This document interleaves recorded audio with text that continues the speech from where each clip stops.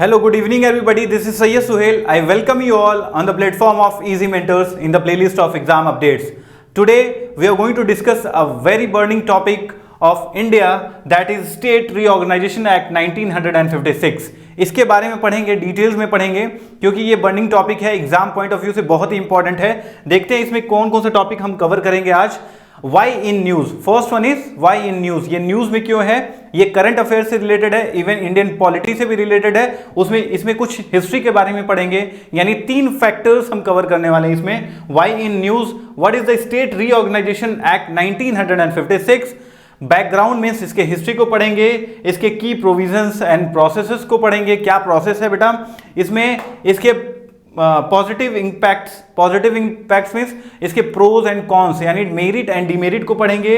Way forward means इसका impact क्या, इसका कंक्लूजन क्या है, इसका मीन्स आइडिया क्या है, इन फ्यूचर कैसे क्या काम कर सकते हैं इस प्रोविजन को लेके हम, ये सारी चीजें हम लोग पढ़ेंगे, इसमें कवर करेंगे। Now next slide, will jump to the next slide. First of all, मैं हमेशा अपने वीडियोस में बोलता रहता हूं कि before if you are touching any topic of UPSC, you should know, you should have that capability to understand which syllabus, which topic is belonging to which syllabus. Okay, तो ये मैं सीधा सीधा देख के बता सकता हूं। आप लोग भी देख, इंडियन कॉन्स्टिट्यूशन है, मीन्स इंडियन कॉन्स्टिट्यूशन मीन्स ये किसका सब्जेक्ट है, ये किस सब्जेक्ट से रिलेटेड है, इंडियन पॉलिटी से रिलेटेड है बेटा। तो पहले सिलेबस को एक बार हम गो थ्रू कर लेते हैं। Syllabus is very important because it is very important, I am telling you. Syllabus आपको लर्न होना चाहिए if you are UPSC aspirant. Indian constitution, historical underpinnings, evolution and salient features, amendments and basic structure amendments, ये सारी चीजें किस में आती हैं? इंडियन पॉलिटी में आती हैं। पॉलिटी में functions and responsibilities of union and state, issues and challenges related to the federal structure के बारे में पढ़ेंगे, और यूनियन एंड इट्स स्टेट के बारे में पढ़ेंगे, इसके इश्यूज एंड चैलेंजेस के बारे में पढ़ेंगे। सारी चीज़ें पढ़ेंगे इस वीडियो में, सारी चीज़ें हम कवर करेंगे। अच्छे से देखो बेटा, keep watching. Why in news, news में क्यों है?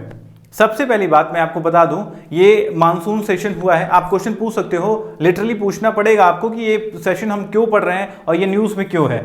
आपको मैं बता दूं, थोड़ा सा हिस्ट्री बता देता हूं मैं। ये specially related to Jammu and Kashmir. किससे है? जम्मू एंड कश्मीर से रिलेटेड है। पहले एक हमारे पास हिंदुस्तान में स्टेट हुआ करता था, अभी मैं था बोलूँगा क्योंकि अभी हमारे स्टेट का एक पार्ट है union territory, that is Jammu and Kashmir. Ladakh भी अपना यूनियन टेरिटरी, मतलब हिंदुस्तान का एक पार्ट है। पहले हमारे पास जम्मू कश्मीर एक स्टेट हुआ करता था, जो इसके पास खुद का एक कॉन्स्टिट्यूशन, ठीक है, ये एक अपना खुद का एक स्पेशल स्टेटहुड फॉलो करता था, ठीक है। तो उसके बाद क्या हुआ, 2019 में बीजेपी गवर्नमेंट आई और उसको एक यूनियन टेरिटरी का दर्जा दे दिया। किसका दे दिया? यूनियन टेरिटरी का। स्टेट ऑफ जम्मू कश्मीर को 2 पार्ट में डिवाइड कर दिया, जम्मू एंड कश्मीर एंड लद्दाख। ये this Jammu Kashmir state has bifurcated into 2 parts, Ladakh and Jammu and Kashmir.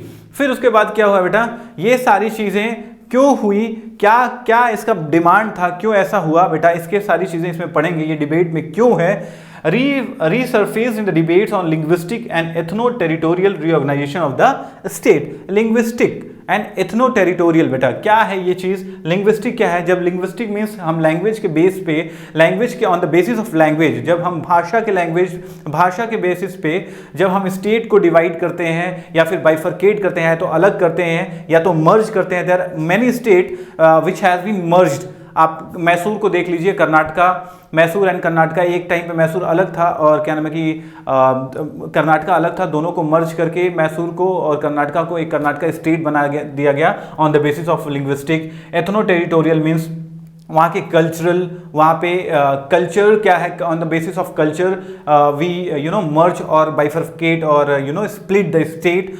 फिर सेकेंड कॉन्टेस्ट क्या है? Demand for restoring Jammu and Kashmir statehood bifurcated in 2019। वही मैं स्टोरी आपको बताना चाह रहा हूँ। 2019 में जब जम्मू एंड कश्मीर को बाइफरकेट किया, बाइफरकेट मीन्स अलग किया, किसमें? एक यूनियन टेरिटरी बना दिया, जम्मू एंड कश्मीर एंड लद्दाख। अब क्या प्रोसेस आ रहा है बेटा कि हमारा जो हमारे पास जो बीजेपी गवर्नमेंट है, जो पार्लियामेंट में उसका ऑपोजिशन है, कांग्रेस है, they are asking for the separate statehood, full statehood मांग रहे हैं। किससे? पार्लियामेंट में दे आर डिस्कसिंग, और कौन से? अगस्त 2025 मानसून सेशन में ये डिस्कशन चला है। बहुत ही बर्निंग टॉपिक है ये डिस्कशन को, इस जम्मू कश्मीर को लेके। अब वहाँ के लोकल के लोग भी क्या कर रहे हैं, they are asking for the statehood, लेकिन अभी भी गवर्नमेंट राजी नहीं है वहाँ पे स्टेटहुड देने के लिए, क्योंकि they are waiting for the time for eradicating terrorism, peaceful वहाँ पे कल्चर लाना चाह रहे हैं। और इससे क्या प्रोज हैं, क्या कौन से, इसके बारे में हम लोग पढ़ेंगे। Link to the monsoon session parliamentary discussion on article 3 new state creation. अब हम जंप करते हैं बेटा, सबसे बड़ी इंपॉर्टेंट चीज़ है यहाँ पे कि ये आर्टिकल 3 को भी क्या नाम है कि इंटरटेन करता है ये टॉपिक। कौन? State reorganisation act 1956। क्यों इसको एंटरटेन करता है? आर्टिकल 3 हम लोग को बताता है, I have a constitution book with me, the constitution of India. इसमें आर्टिकल 3 दिया गया है बेटा, कुछ चीज़ें इसमें दी गई हैं, मैं आपको बता दूंगा, पढ़ के I will read it out for you, it will help you in the exam. The for a new state by separation of the territory, पहला इसमें प्रोविजन दिया गया। इसमें टोटल 5 प्रोविजंस हैं। Increase the area of any state, किसी भी state के area को इंक्रीज कर सकता है। Diminish the area of any state, किसी एरिया को कम कर सकता है, छोटा कर सकता है। Alter the boundaries of the any state, किसी के बाउंड्री को भी ऑल्टर कर सकता है। Alter the name of the any state, यानी किसी स्टेट के नाम को भी ये चेंज कर सकता है। ये मैं कॉन्स्टिट्यूशन के बुक से आपको बताया, क्योंकि फैक्चुअल नॉलेज और एग्जैक्ट नॉलेज देना जरूरी है। Means article 3 of article 3 of Indian constitution, और इसमें कितने प्रोविजंस हैं? टोटल 5। How many? 5। वो बुक खोल के आप देख लीजिएगा, और मैं डिस्क्रिप्शन में इंपॉर्टेंट जो चीज़ें मैं बोलूँगा वो डाल दूंगा, ठीक है? You should not miss that. Prominent in UPSC polity किसका सिलेबस किसका पार्ट है बेटा? पॉलिटी का है। और federalism and post independence history topic क्या है? पोस्ट इंडिपेंडेंस, हमारा देश का बता दूंगा 1947 में, उसके बाद की ये चीज़ें हैं। ऑब्वियसली कौन सा ये एक्ट है? कौन सा एक्ट है? Act number 1956। तो ये कौन सा हो गया? Post independence. क्या हो गया? Post independence. इसके बारे में हम लोग पढ़ेंगे, ठीक है? Now what is state reorganisation act 1956? सबसे इंपॉर्टेंट चीज आपको जानना जरूरी है कि स्टेट रीऑर्गेनाइजेशन एक्ट 1956 है क्या चीज? Landmark post independence administrative restructuring. क्या है बेटा? रीस्ट्रक्चर करता है किसको? पहले हमारा हिंदुस्तान क्या हुआ करता था बेटा? एक कॉम्पैक्ट, एक बहुत ही कम स्टेट हुआ करता था, और I guess 14 states and 6 union territories, ऐसे कुछ स्टेट हुआ करते थे। मुझे एग्जैक्टली याद नहीं आ रहा है। I will tell you what is the state reorganisation act 1956, landmark post independence administrative restructuring. The state reorganisation act 1956 was landmark event in the post independent India, and that signifies reshape that country internal political map। अब क्या फिर से political map की बात हो रही है बेटा? पहले क्या था? आंध्र प्रदेश था। आंध्र प्रदेश से क्या अलग हुआ? तेलंगाना अलग हुआ।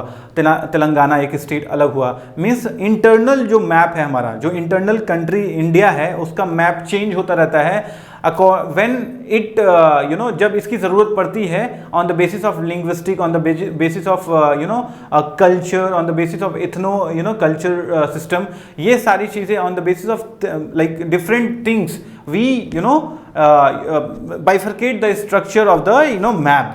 तो यहीं पे बोल रहा है इंटरनल पॉलिटिकल मैप को हम लोग क्या करते हैं? रीशेप कर लेते हैं। किसके अंडर?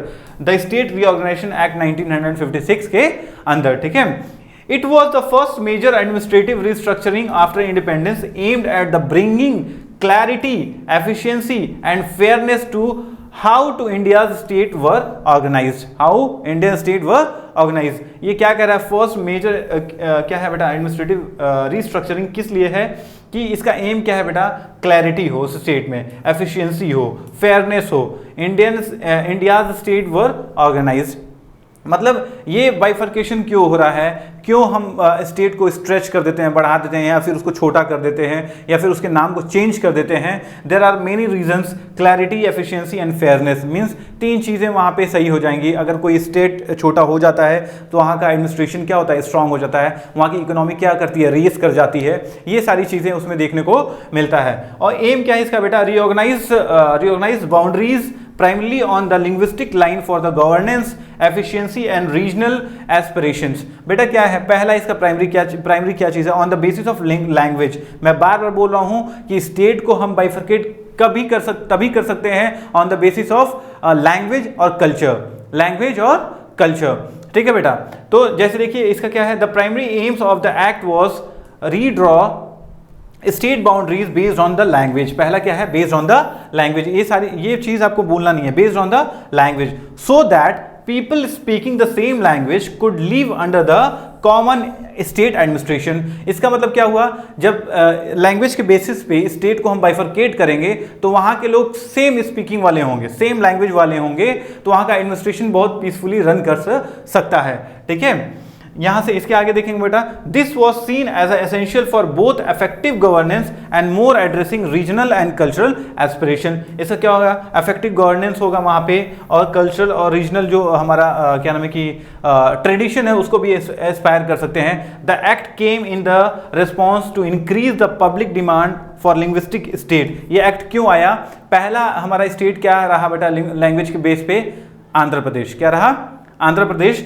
और ऑफिशियली आंध्र प्रदेश लैंग्वेज के बेसिस पे अलग हुआ बेटा, and it helped to promote administrative convenience and regional identity that national integration. क्या कर रहा है? इसको किस चीज को प्रमोट करता है? एडमिनिस्ट्रेटिव कन्वीनियंस को, रीजनल आइडेंटिटी को और नेशनल इंटीग्रेशन को।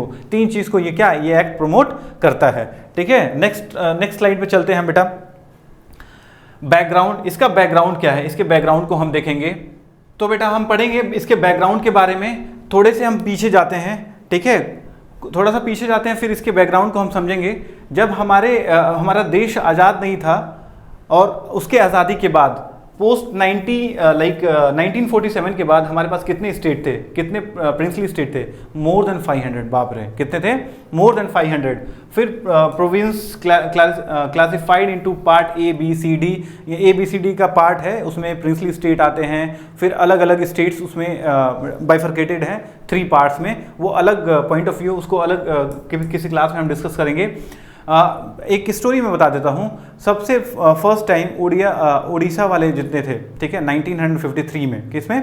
1953 में उन्होंने डिमांड किया कि हमारे पास एक अलग स्टेट होना चाहिए। कहाँ से? वेस्ट बंगाल से अलग होके। फिर 1950, now we are going to look on the history background. थोड़ा सा let's go back a little. थोड़ा सा हम जाएंगे कहाँ? 1947 के पहले हमारे ऊपर किसका रूलिंग था बेटा? ब्रिटिशर्स का। उसके बाद जब हमारा देश आज़ाद हुआ, मोर देन 500 प्रिंसली स्टेट थे, मोर देन 500 प्रिंसली स्टेट थे। एक बार एक स्टोरी में बताना चाहता हूँ। 1952 में उड़िया स्पीकिंग थे, जो उड़िया स्पीकिंग पीपल थे, वो डिमांड किए कि वेस्ट बंगाल से हमें अलग किया जाए, हमारा एक अलग स्टेट दिया जाए on the basis of linguistic, language के बेसिस पे। और फाइनली 1953 में पोटी श्रीरामुलु ने वो हंगर स्ट्राइक किया, क्योंकि वो गांधीज़म को फॉलो करते थे 1953 में, ठीक है। वो बोल रहे थे कि तेलंगाना को अलग किया जाए, अलग एक स्टेट दिया जाए on the basis of language. और 56 डे का हंगर स्ट्राइक किया उन्होंने, और फाइनली उनकी डेथ हुई। और आफ्टर हिज डेथ इन 1953 में क्या दिया गया? आंध्र प्रदेश को एक स्टेट रिकॉग्निशन दिया गया on the basis of language. और वहाँ पे एक स्टेट रीऑर्गेनाइजेशन एक्ट को भी लागू किया गया इन द ईयर ऑफ 1952। फिर उसके बाद बेटा बहुत सारे कमीशंस आए, JVP commission, Dhar committee and Fazl committee के अंदर ये इसको कंसिडरेशन दिया गया कि देखिए यहाँ पे मैंने नाम लिया है Potti Sriramulu facts Andhra state creation in 1953। रुक जाओ, इसको करते हैं शुरू से। Let's go back a little after independence. थोड़े से हम बैकग्राउंड में जाते हैं इसके। विल रीड, एक सेकेंड, देख रहे हो बेटा कितना मेहनत करना पड़ रहा है, चला सबका मेहनत होता है इसमें सब पेंसिल से होता है। अब चुप रहो, मैं बोलने जा रहा हूँ, ठीक है। नाउ बेटा will look into the background of what, of state reorganisation act 1956। देखते हैं बेटा, हम थोड़े से हिस्ट्री के बाद जाएंगे। नाउ बेटा will read the background of this story. क्या बैकग्राउंड है, कुछ हम हिस्ट्री से पहले जाएंगे, 1947 से पहले जाएंगे बेटा, जब हमारे कंट्री में ब्रिटिशर्स का रूल हुआ करता था, तो मोर देन 500 प्रिंसली स्टेट हुआ करते थे। More than 500 princely state, province classified into part A B C D, बहुत पार्ट हैं, A B C D part है, उसमें क्लासीफाई हुआ था कौन कौन से स्टेट कौन से पार्ट से बिलोंग करेंगे, और किसके बेसिस पे ये demand. For the first time Odia agitation started 1886। कब? 1886। फाइनली वो 1952 में उन्होंने डिमांड किया कि वेस्ट बंगाल से हमको एक अलग on the basis of language हमें एक अलग स्टेट दिया जाए। फाइनली 1952 में Potti Sriramulu fast Andhra state creation in 1952 में उन्होंने क्या किया, पोटी श्रीरामुलु ने ये बेटा ये गांधीज्म को फॉलो करते थे, और 56 डे का इन्होंने हंगर स्ट्राइक किया। फाइनली इनकी क्या हो गई, उस हंगर स्ट्राइक की वजह से उनकी डेथ हो गई, और 1953 में बेटा आंध्र स्टेट का क्रिएशन हुआ। किससे? तमिलनाडु से। किससे? तमिलनाडु से। तमिल स्पीकिंग से क्या हुआ, वहाँ से आंध्र स्टेट का क्रिएशन हुआ बेटा। फिर उसके बाद कुछ कमेटी आई, धार कमेटी ने क्या किया, अपोज किया on the basis of linguistic और रीऑर्गेनाइजेशन। बोला कि अगर हम लैंग्वेज के बेसिस पे हर स्टेट को अलग अलग हम लोग एक नेम देते चलेंगे, एक अलग बाइफरकेट करते चलेंगे एक स्टेट को, तो ये सही नहीं है। This is not good for R India. फिर उसके बाद स्टेट रीऑर्गेनाइजेशन कमेटी का गठन हुआ बेटा, फॉर्म्ड इन दिसंबर 1953। कब? ये इंपॉर्टेंट है, ये आपको एग्जाम से रिलेटेड है बेटा। स्टेट रीऑर्गेनाइजेशन कमीशन SRC कब फॉर्म हुआ बेटा? दिसंबर 1953, चेयर्ड बाय जस्टिस फजल अली। आपको बता दूं, जस्टिस फजल अली कमेटी भी है, उसी कमेटी के अंदर इस स्टेट रीऑर्गेनाइजेशन को अप्रूवल मिला। ठीक है, अब चलेंगे बेटा नेक्स्ट स्लाइड पे। क्या चीज़ है, नेक्स्ट स्लाइड पे पढ़ेंगे हम की प्रोविजन एंड प्रोसेस। इसको हम लोग देखेंगे। ओके बेटा, हम लोग पढ़ेंगे की प्रोविजन एंड प्रोसेस। मैंने इससे पहले एक कमेटी का नाम लिया बेटा, अब जस्टिस फाजल अली, और फाजल अली कमेटी बना बेटा, और इस फाजल अली कमेटी में ये रिकॉग्नाइज किया गया कि लिंग्विस्टिक लैंग्वेज के बेस पे हम क्या करेंगे बेटा, स्टेट को बाइफरकेट कर सकते हैं। यहाँ पे अप्रूवल मिला, इस कमेटी के द्वारा अप्रूवल मिला। देखो बेटा, ये रिपोर्ट सबमिटेड 30 सितंबर 1955।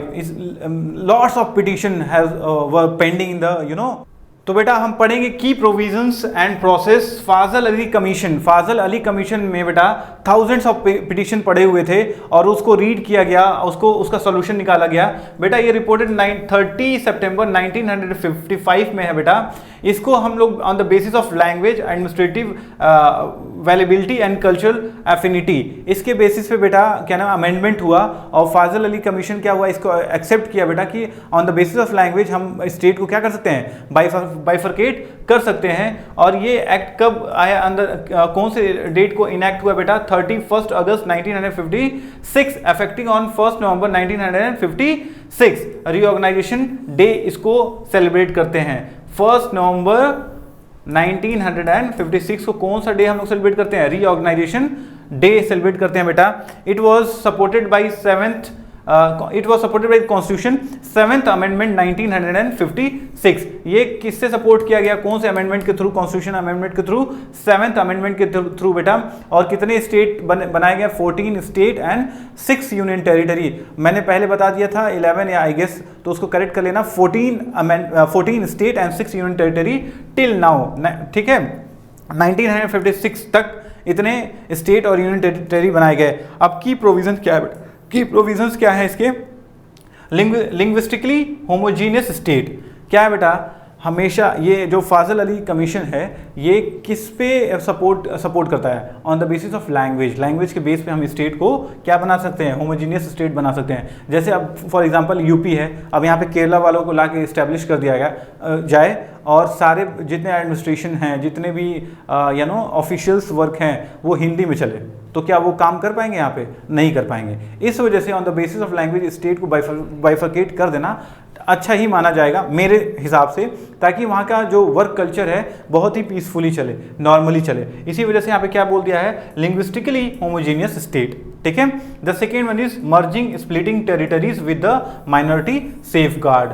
अब इसको मर्जिंग भी, या फिर किसी स्टेट को हम मर्ज कर सकते हैं, मिला सकते हैं, या फिर अलग स्प्लिट कर सकते हैं, अलग कर सकते हैं किसी टेरिटरी को for the what, safe guard of the minorities. मान लो किसी स्टेट में, सपोज दैट किसी स्टेट में नॉन मुस्लिम्स जो हैं या फिर मुस्लिम्स हैं, वो क्या है, माइनॉरिटीज़ हैं, ठीक है, और सेम लैंग्वेज बोल रहे हैं। फॉर एग्जांपल तुम ले लो क्या नाम है कि हैदराबाद, फॉर एग्जांपल हैदराबाद को ले लो, और वहाँ पे माइनॉरिटीज़ हैं और उर्दू स्पीकिंग है, तो क्या वो डिमांड कर सकते हैं कि हैदराबाद को हमारा एक छोटा सा स्टेट बना दिया जाए on the basis of language? तो ये पॉसिबल हो सकता है। ऐसे it was only for example, okay. Splitting, merge कर सकते हैं। Article 350A primary education on the mother tongue. Article 350 primary किस पे क्या फोकस करता है, education in the mother tongue, education in the mother tongue. जैसे मदर टंग क्या है बेटा, जो हमारे स्टेट में बोला जाता है, उस पर उसने अब्दुल फाजिल फाजिल कमीशन में इसको फोकस किया गया।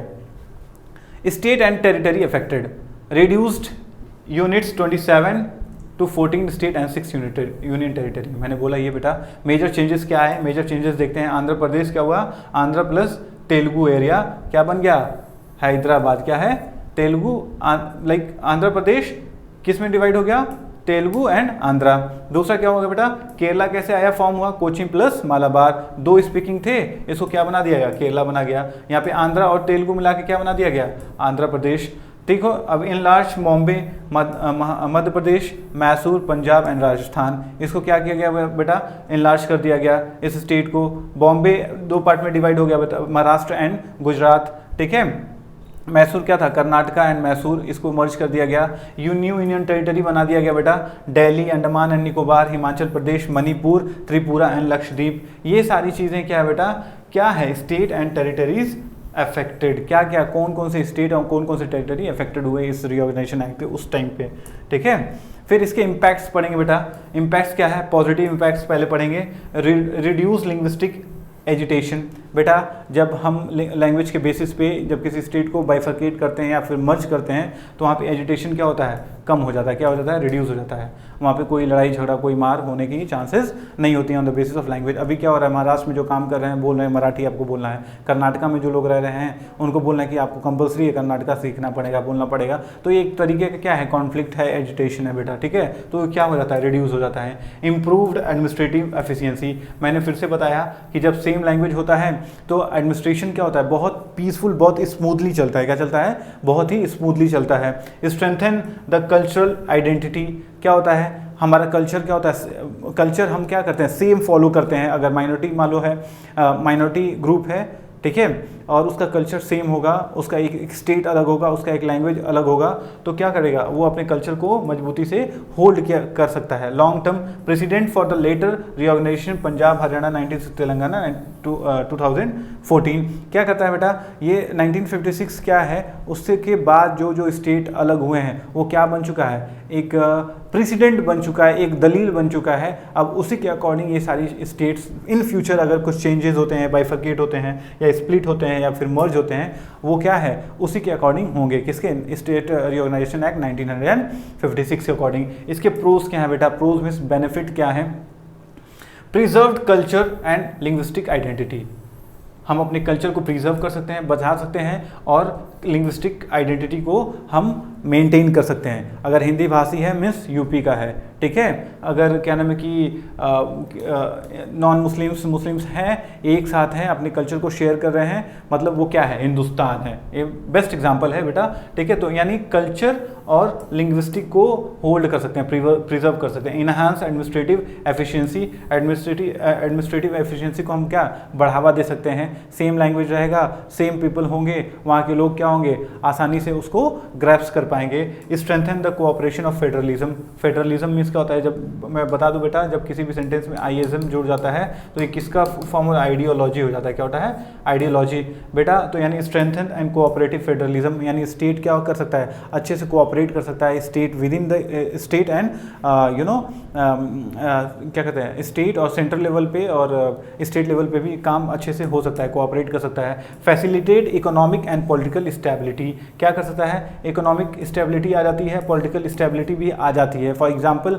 मान लो कोई स्टेट है, अपने आप को बाइफरकेट किया, किसी स्टेट से अलग हुआ, तो वहाँ के इकोनॉमिक में क्या होता है, इकोनॉमिक कंडीशन वहाँ का क्या होता है, हाई रेस कर जाता है, क्योंकि वहाँ पे स्टेबिलिटी आ जाती है। फॉर एग्जांपल एक बड़ी फैमिली है और एक छोटी फैमिली है, ठीक है, बड़ी फैमिली में इकोनॉमिकल स्टेबिलिटी नहीं रह जाती, ठीक है। जो ही वहाँ से एक बंदा अपने आप को एक स्मॉल फैमिली, एक सेपरेट फैमिली बनाता है, इंडिपेंडेंट फैमिली बनाता है, तो उसके इकोनॉमिकली स्टेबिलिटी आ जाती है, क्योंकि उसको अकाउंटेबिलिटी पता चल जाती है कि हमें हमारे घर में कितना खर्चा करना है और कितना मुझे बचाना है, सेव करना है, ठीक है। तो वो उसी से एग्जाम्पल से आप समझ सकते हैं कि इकोनॉमिक क्या करता है, उस स्टेट का रेस कर जाता है और पॉलिटिकल स्टेबिलिटी आ जाती है, क्योंकि वहाँ पे पॉलिटिकल ग्रुप जो होता है वो छोटे छोटे पार्ट्स में होते हैं और स्टेबिलिटी उसमें बढ़ जाती है, ठीक है। देयर इज लेस कंपटीशन, ठीक है। अब कॉन्स क्या है बेटा, डीमेरिट। कॉन्स मीन्स क्या हो गया, demerit. Persistent new state demand fragmentation risk, बार बार न्यू स्टेट का डिमांड करना बेटा ये देश के लिए सही नहीं है, ठीक है। ये बिल्कुल नहीं सही है कि हर बात पे हम एक अलग स्टेट को क्या करते हैं, स्टेटहुड का चैलेंज क्लेम करें, this is not good. Regionalism and inter state dispute, क्या होता है बेटा, रीजनलिज्म एंड स्टेट डिस्प्यूट होने लगते हैं बेटा। जैसे फॉर एग्जांपल आप ले लीजिए तमिलनाडु और कर्नाटका, ठीक है, वहाँ पे दो स्टेट हैं, अलग अलग हैं, वहाँ पे एक रिवर फ्लो करती है, that is known as Kaveri.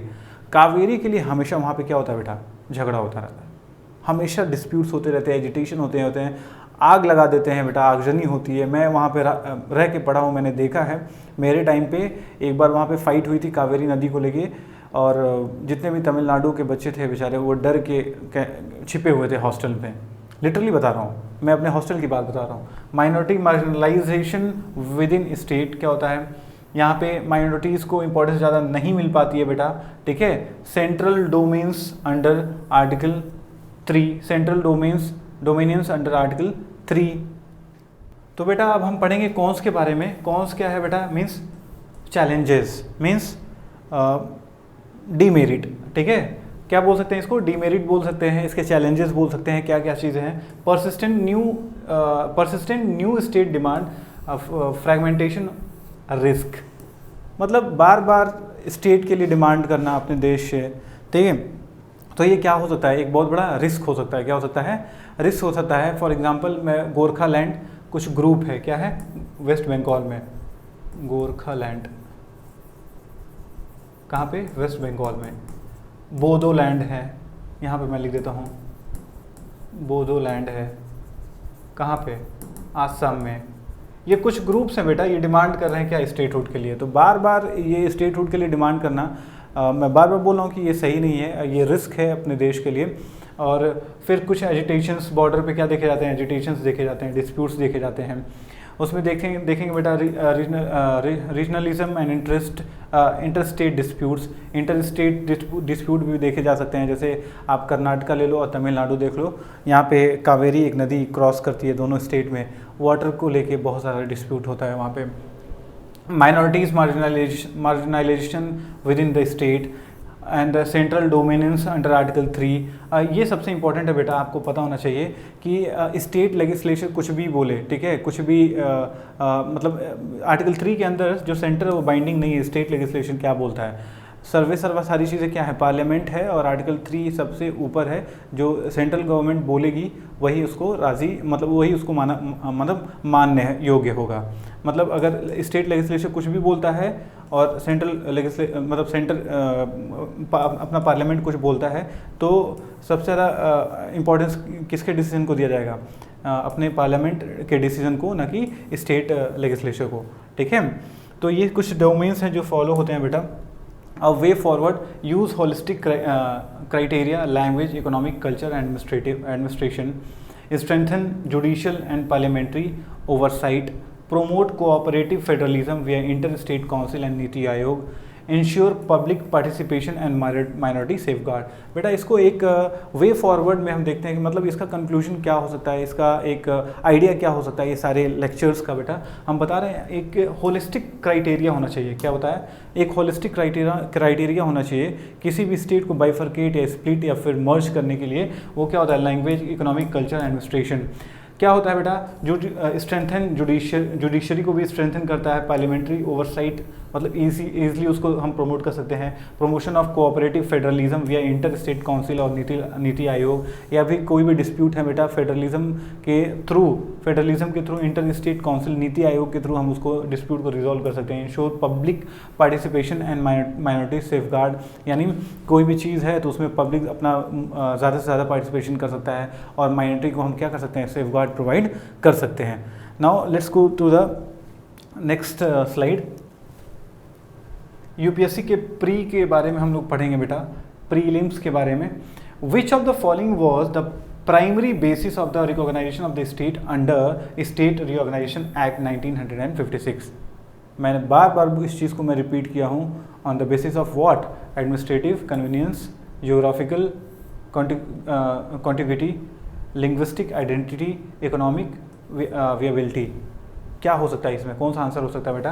तो the right answer is linguistic identity. Language के बेसिस पे हम क्या कर सकते हैं? किसी स्टेट को हम बाइफरकेट कर सकते हैं।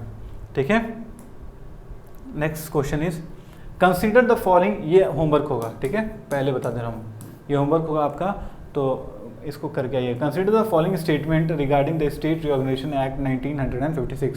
First one is it led to the abolition of part A B C D classification of the state, जो हमारे किसके टाइम पे था? ब्रिटिशर्स के टाइम पे था। क्या? ब्रिटिशर्स के टाइम पे था बेटा, ठीक है। The act was enacted based on the recommendation of the Sakariya commission. ये एक्ट किसके कौन से कमीशन पे पास हुआ था बेटा? मैं बताया था कौन से कमीशन पे? फाजिल Ali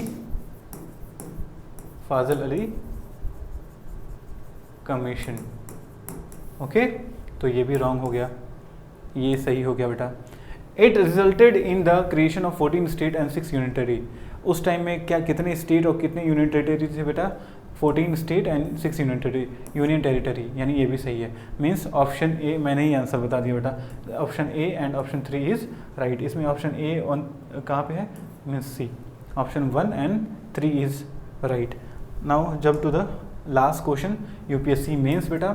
the state reorganisation act 1956 was landmark in the evolution of the India's federal structure.